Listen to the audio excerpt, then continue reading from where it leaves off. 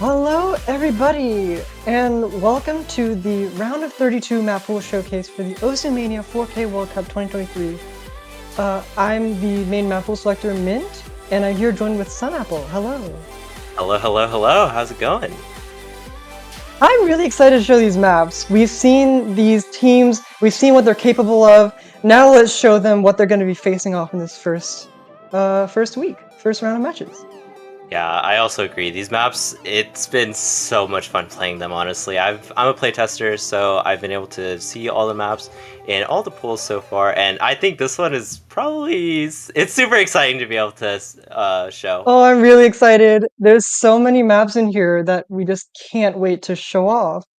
And you'll probably see why, but essentially, I think how many of these are going to be custom uploads? How many of these are not uploaded yet? I want to say I think it's like 9 or 11, right? it's like It's somewhere around there. it's It's a 9. I think lot. it's 9. We have 9 maps to upload. It's quite exciting. It's not really something that we've done before. Yeah, it's really... This year's pool is really... It's just hype, I guess, because of how many For customs sure. there are, especially just throughout the entire pool. And obviously, we have our round of 32 pool, which also has a lot similar to the rest of the pool.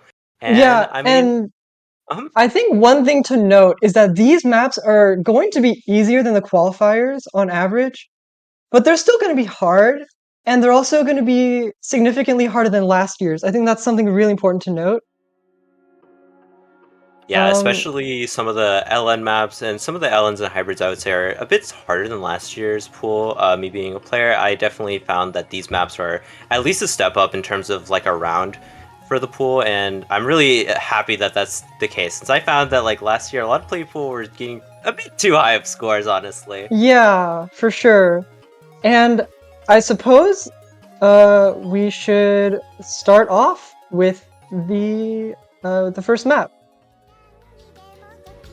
And as you can probably already tell, for those of you who are, I guess, aware of like mappers and such,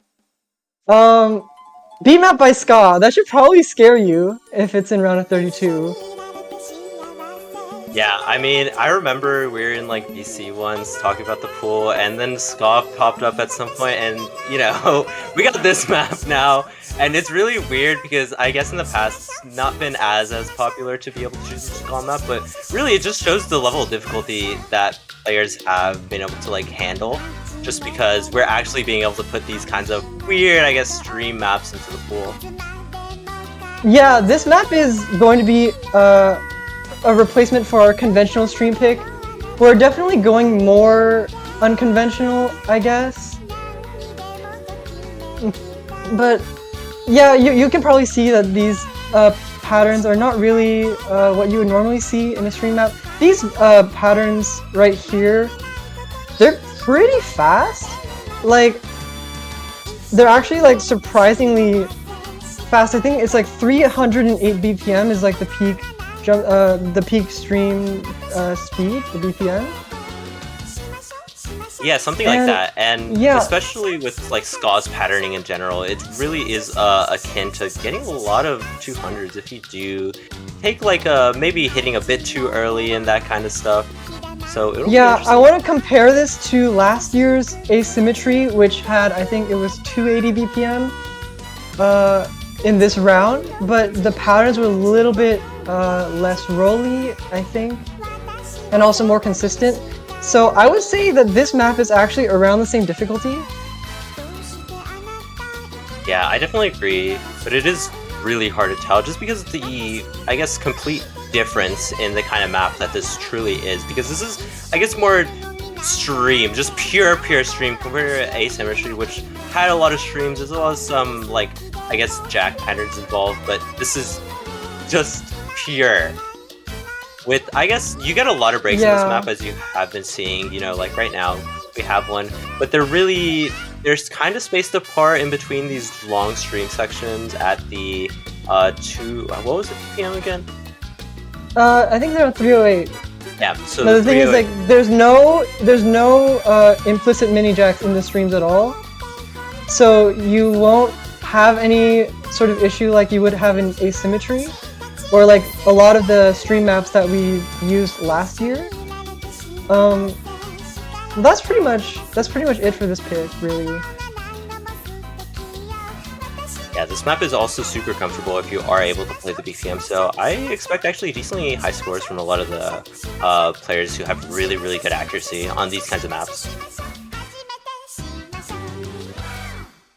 Yeah, and that's the end of that map.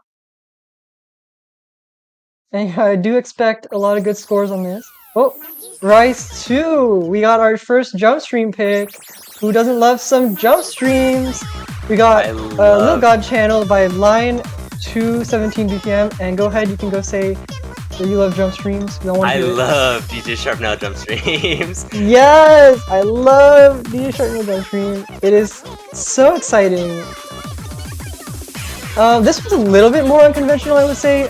The patterning is definitely a little bit more awkward than your average, I guess, shoegazer DJ Sharpnel map. There's some longer, I think, one-hand trills, as well as a few bursts that might cause some trouble. Yeah, and also this map is at the 3 minutes 36 seconds mark, so it's a bit shorter than last year's. What was the map? What was the map called? Can you remind me? Last year we had 2 different jump stream maps in the pool. This year we only have 1. Well, for a round of 32. Last year's was Guy Runs by Phil, which was around 207 BPM. That was like that was longer, I think, but around the same level of difficulty. And then we also had Ikanai Borderline, which was 222 BPM, and it was a lot shorter. Yeah, so definitely, I guess, being more towards Guy's Run, and it's really, you'll definitely see a difference in terms of, I guess, speed here, just because it is a slightly faster, so that's always good to see. Yeah, I would definitely put this, in terms of like raw difficulty, in the middle of those 2 jump stream picks that I just mentioned, but the length definitely brings it up a notch, and I think it's enough to where this map really has a very fitting place in the round of 32 pool, especially when we take a look at the other Rice picks when we go later on. Yep, and this kind of stream patterning continues on throughout the entire map, so if you are comfortable on it, you generally will be able to play most of this map, but definitely, I guess for the lower tier players, they may struggle a bit more on getting really high accuracy, especially in this later half of the map where you are being strained a bit on your stamina, so yeah. Yeah, for sure, and there's just so many of these like split trill kind of moments, and particularly the transitions, which will definitely trip some players up, I would expect. Also, there are definitely some bursts, but I think those are fairly manageable if you're not just tripping up your act a little bit. We don't want to see 999Ks, but we're probably going to see 999Ks. Let's be real. Yeah, we'll probably see 1 or 2, but honestly, it won't be too many. I mean, we see our replayer Lotus, I believe, not 999King, and everyone knows Lotus being really well known for having good acts, so I doubt we'll be seeing too many, especially compared to last year, where I think we saw like... We saw quite a few. Yeah, there were quite a few. I think this one is definitely up there in terms of like hackability, but that's pretty much it. The rest of them are actually, I would say the Rice picks, the later on after this, are more accessible in terms of like getting 2-digit perfects and such. Yeah, I definitely agree. But with that being said, that's going to be it for our Rice 2 map. Yeah. And this is Hopeful Frontier, Rice 3. This is a Bima map. You may recognize it from FFR if you play that game. Thank you Bima for letting us upload this. This is a fairly straightforward tech pick. Very, yeah, it's fairly straightforward. It's got a lot of jacks, it's got bursts. It's got some interesting streams, though, for those of you who do know the FFR pick. We did nerf those, actually, a little bit. so it won't be a funny pattern anymore. But yeah, yeah, that's what I got. Yeah, always good to see, I guess, a bit of edit, so it's a bit more comfortable for the players, so it's not as frustrating to play, definitely. Especially for these, I guess, easier ice maps, so players are more consistent on them, and like people don't kind of accidentally miss on a section, maybe accidentally lose a point or something. But Yeah, we got this funny split trill, let's go! Woo! Whee! I love split trills! I love streams! Anyways, yeah, this is fairly run-of-the-mill for FFR Tech. I mean, there's not really much to say. It's like, there's like jacks, and there's some like interesting trills here and there. But I think the second half is pretty much a repeat of the first half. There's nothing really new here.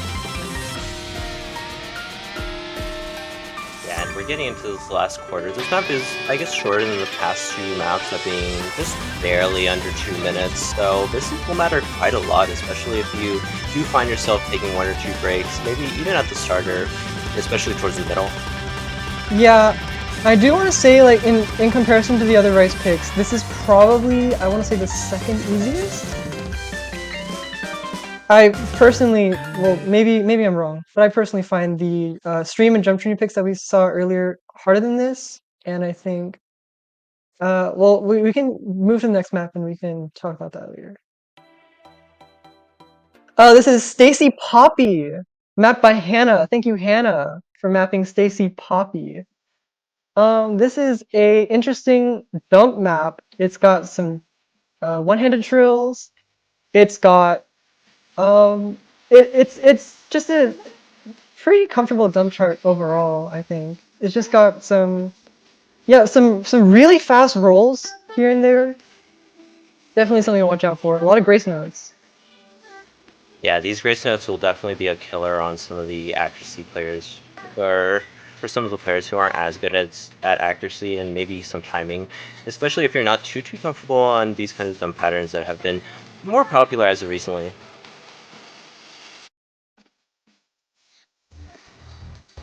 Yeah, it's got these like one-handed trills on the same hand, two of them lined up against each other. That apparently some people in our playtesting team have mind blocked that, but I think that's a fairly small minority. But it's definitely something to look out for. Yeah, with that being said, this map is kind of not necessarily one hand biased, but there are like some patterns that maybe you want to start the pattern on one hand specifically so that it's, I guess, easier for you to process later on. So mirror may be a very good option for some players to opt in for, and definitely something that people should be choosing, or at least trying once or twice, just seeing what's the most comfortable for you. Yeah, for sure. And I guess the second half is also a repeat of the first half, pretty much, I think. I don't know if the changes aren't significant, I suppose. But we do get the comeback of this pattern, the one-handed trills that repeat on the same hand. Yeah, hopefully players don't mind block that too bad. Maybe play this map once or twice just to get a feel for it, and just to make sure that you don't mind block too hard, and then be sure to play really hard during your match.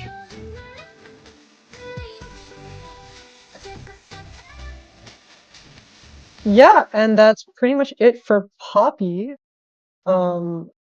This is actually, interestingly enough, we'll be moving on to the next rice pick. This is Hawatari Nyokusenti, mapped by Shoegazer, and some of you may recognize this. This is a Chainsaw Man opening, and it's also a fairly popular map by Shoegazer. Yep, and I believe this is actually our shortest map in the pool, being only just shy of 1 minute 30 seconds. And really, that's always I guess, weird thing, because if you do miss on this map, it's really bad, just because it's kind of hard to get back your combo, kind of hard to get back your accuracy, all that stuff. Yeah, this map got everything, like, pretty much. There's a lot of BPM changes here, so there's like there's like slower jacks, there's like mini jacks, there's like grace note bursts and such. We'll be getting into heavier jack section later on. But yeah, this map is pretty diverse in terms of patterning, but it's very, very jack heavy. But it's not just like one type of jack. It's all kinds of jacks. So it's definitely going to be very interesting. And here we are at the jack section. Going to be, I feel like this is going to be one of the more popular maps, judging just off of how jack heavy it is, and a lot of players do generally like to play jacks. And if you are comfortable on this map, I feel like it'll be at least decently consistent to play, so maybe something that a lot of people may have to protect now that we have that, actually. Yeah, I would say out of the 3 miscellaneous rice maps, this is definitely the one to protect, in my opinion. And I guess we're going to move on to the hybrids. So we have another Elixir custom. Thank you, Elixir, for mapping Water Lily 1.05. This one is interesting. It's going to be very similar to the Qualifier Tenny Muho. It's going to be a little bit easier. Actually, quite significantly easier, actually, I would say, personally. But maybe some people disagree. There's a lot of one-handed, I guess, long note and then jack sort of things. So those might make it a little bit harder.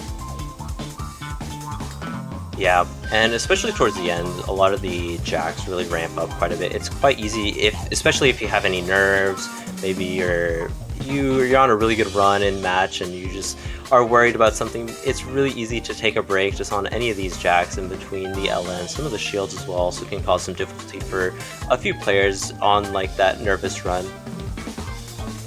Yeah, this is pretty much just like light LN and jacks pretty much. It's very fun, I would say, but it's also very, very easy to slip up.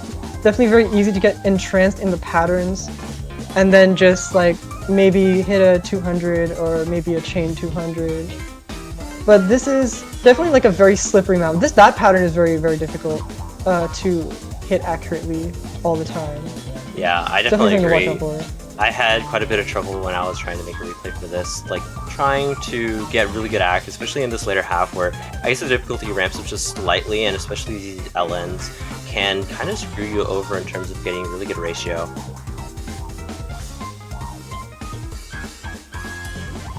Yeah, and I would say that this map is pretty straightforward in terms of this kind of style, and as well as like 2 minutes long.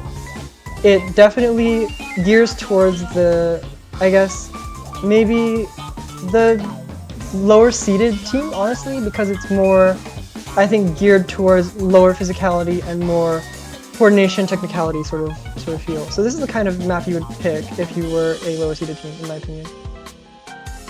Yeah, but with that being said, we'll now be going on to our second hybrid. It'll be Cybernetics by Jun Kuroda. Mapped by Rule Blazing. Yeah, and this one has a very interesting life cycle, but we can probably get into that later. But let's talk about the map. It is very, how do you say it? It's the hybrid that has no mini jacks. Well, maybe it has a few, but it has no mini jacks. And there's a lot of these like very like wub sort of LNs that might be very difficult to coordinate. I would say this is harder than Water Lily. This is definitely harder than Water Lily. But I'm not really sure by how much or if that really matters to these players, especially since, like, okay, I guess you'll see what I mean in a bit. Like these jump streams feel relatively easy, but then the bursts come in, and then you're like, whoa, I'm tripping up all these 200s, and like, what's going on? Like, it's really easy to be complacent with these sorts of patterns, and you just end up like hitting a 200. Oh, there's a 3-note jack. Shout out to 3-note jacks.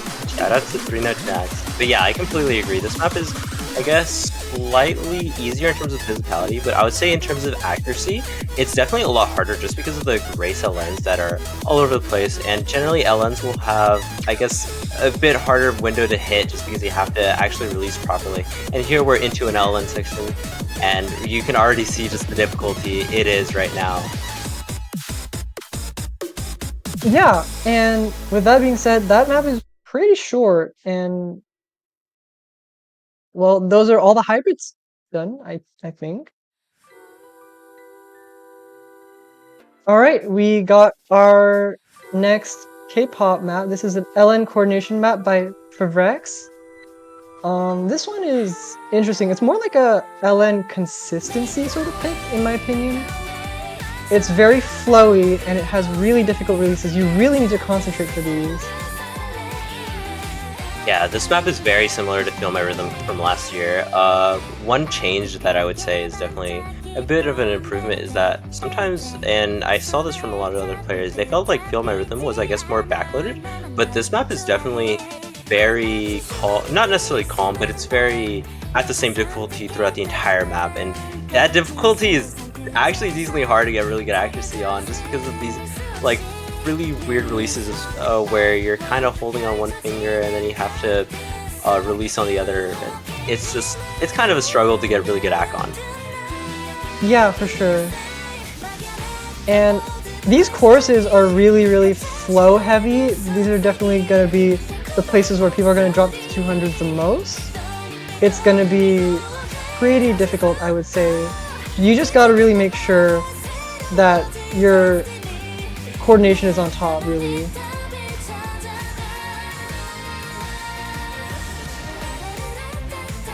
Yeah, and especially this map being 3 minutes long, it can be a bit difficult to stay focused for that entire 3 minutes, just having to try your best to listen to the music, be on rhythm, do all these different hand patterns, and it's really, really important that you are able to like keep up your 100% accuracy as long as possible.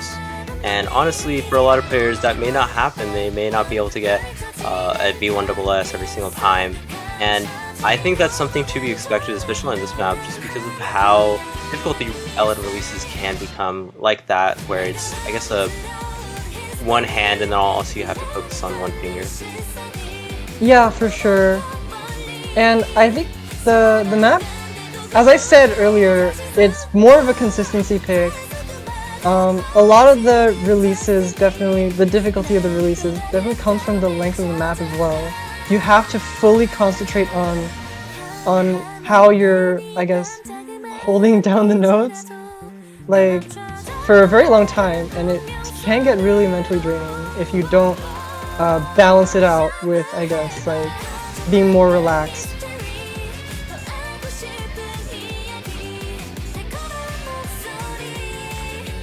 And I think that pretty much wraps the pick up, really. There's not really much left to say about it. I would say that this is probably going to be huge ban bait for non-LN teams. This is probably the one you want to ban, because this is definitely the hardest LN map out of the three. At least it's also the longest, so there's also that reason.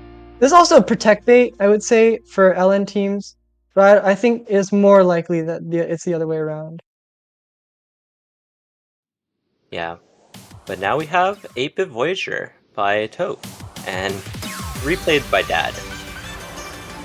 Thanks, Dad.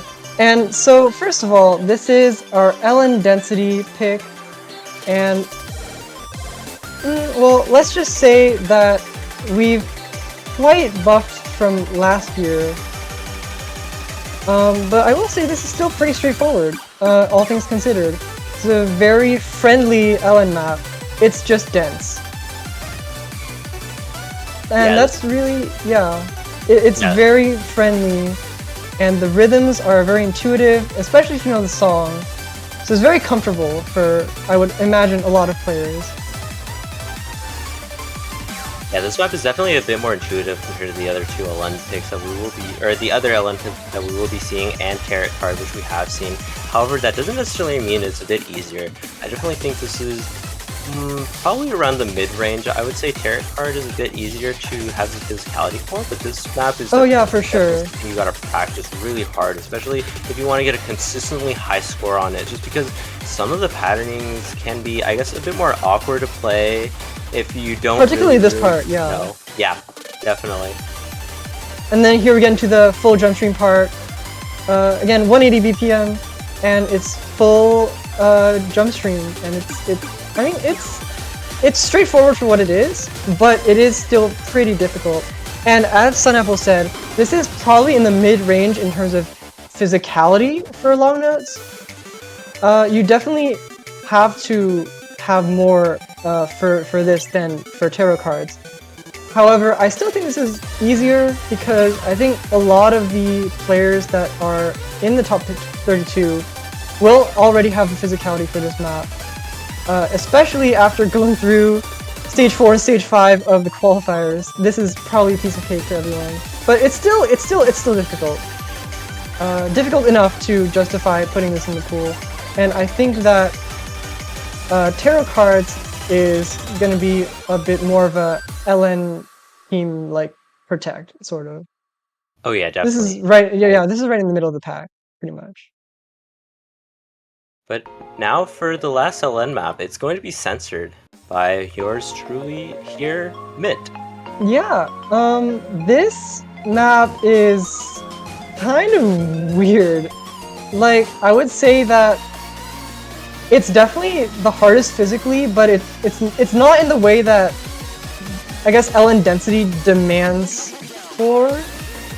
Like, there's definitely some LN density sections, but most of the map is pretty like technical, coordination heavy. It's a mixed bag, that's all I can really say.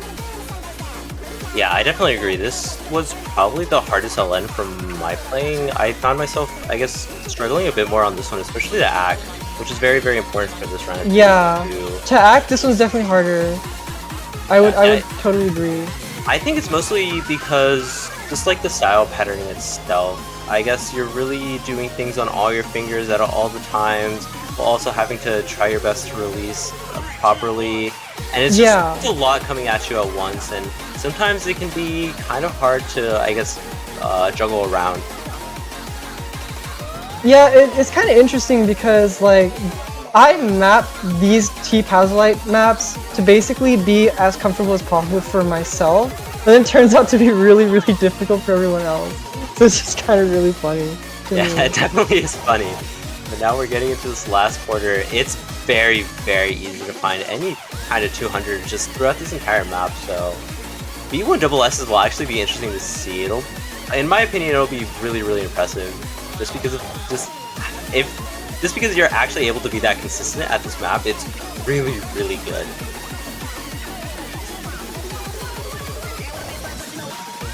Yeah, and well, that pretty much wraps it up. These releases are really difficult. Those releases just now.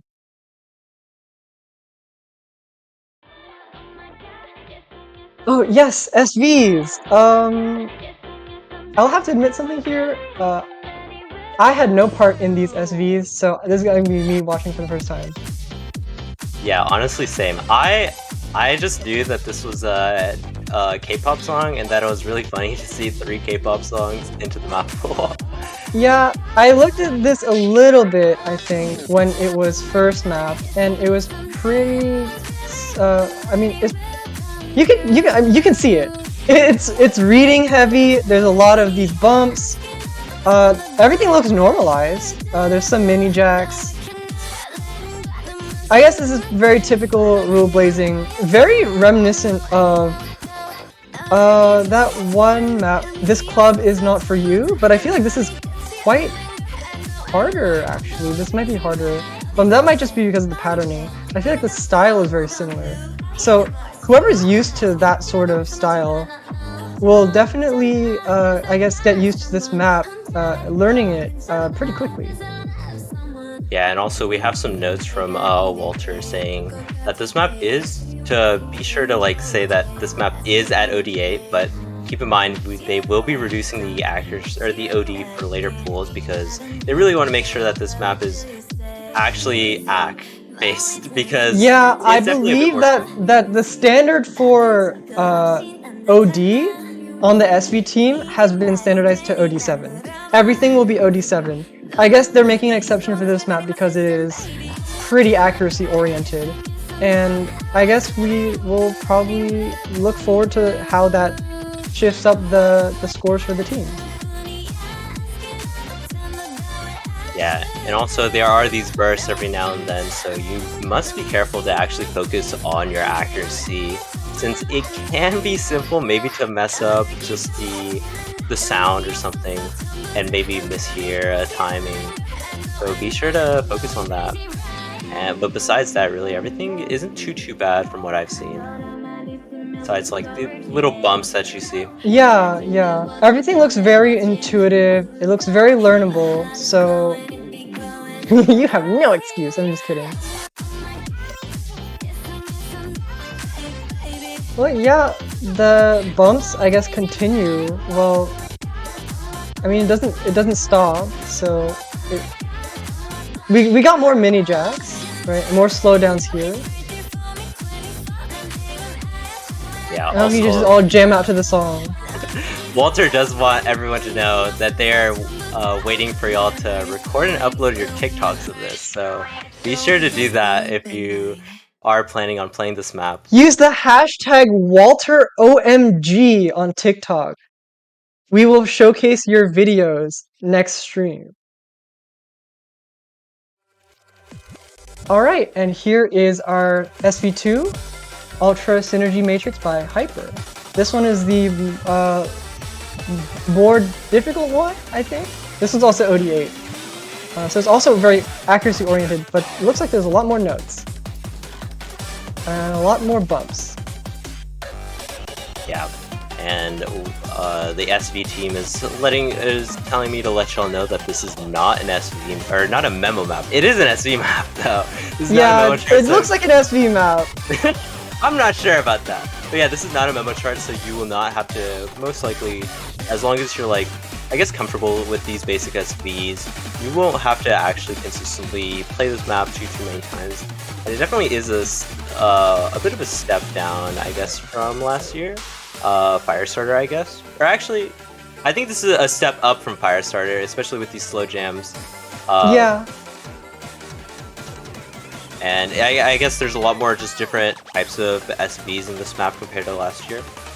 It does look like it. It does look like there's a lot more variety compared to Firestarter. So this is going to be a little bit more difficult to, I guess, learn maybe, but definitely seems very friendly in terms as far as SV maps go. This is very friendly.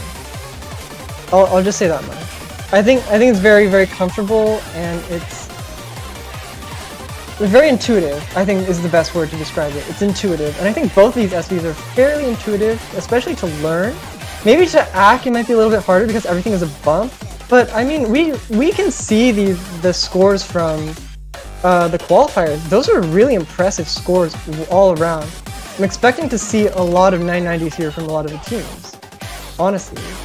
Yeah, I definitely agree. This is probably one of the easier maps, and especially if players do change their scroll speed, which is something that may help quite a few players, especially with these fast jams and slow jams that are really just thrown at you.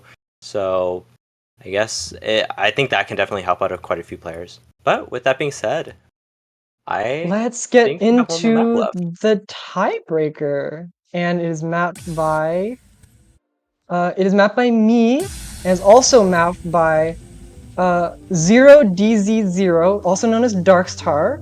It's also mapped by CRZ Chrysarline. So this is a collab between me and DZ, a Rice mapper, and Chrysarline, an LN mapper, and we're gonna see how that shakes out in a tiebreaker with this combo. Yeah, this truly is the MWC collab of the century. But with that being said, you may know this map from Corsace, I believe, correct? Yeah, the song's from Corsace. Alright, we got some difficult LNs already, so woo! Like that pattern right there was really like just something. We got some LN density with mini jacks. We all love LN density with mini jacks. We all love LN This part reminds me of Party Starter. I kept saying when I was mapping it. It's like, this is like Party Starter. And here we get into Chrysarline's part. This is the more LN heavy part. This is Chrysarline's part. Yeah, it definitely is interesting to see, I guess, more sections of this map instead of actual hybrid-y map. which it'll be really difficult for some of the players since they will have to be transitioning out from literal full LN to full rice in For sure, like, yeah. milliseconds. And here's back to my part of the break section. This is a little bit light jacks. Then we get some streams, and we transition into Darkstar's part. This part is really exciting. Yep, and here's the dump section right now. It definitely, Darkstar is well known for having really difficult rice patterning just throughout their maps, even though they are kind of low star rating. Yeah, this one is fairly difficult. These rice sections, I would say that they are definitely representative of what you might see in round of 16. Maybe a little bit harder, but I would say not so much. Yeah, and that's Darkstar's first part over, and we're getting back into a break section. Very, I suppose it's a long break section. Very empty and open. We get back into things, I guess, right here. We're slowly starting to build back up again. Yeah, that break can definitely screw some players up, maybe if they're a bit nervous, especially going into the actual rest of the chart after halfway through. You may be in this tiebreaker situation, you're having a lot of nerves, just because it's really your chance to Yeah, some of you might say, oh, that rice section earlier was too little rice. Well, here you go, here's harder rice. And this part is, it just absolutely goes crazy. Darkstar did not hold back with this. Really and we get into the LN section. This is Chrysler again. We got some more density and more mini jacks. It's just everything's going all around, you know. It ties back together.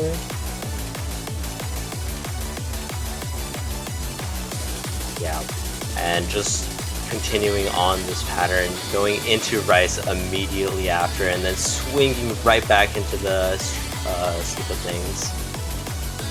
Yeah, we do have some bursts that interrupt the long notes a little. And we have a short break, and only to get back into it right here. This burst is also really difficult, especially that transition into the long notes.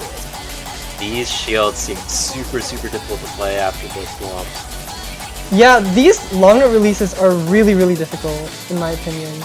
But I think they're fairly manageable. They're definitely no harder than round of 16.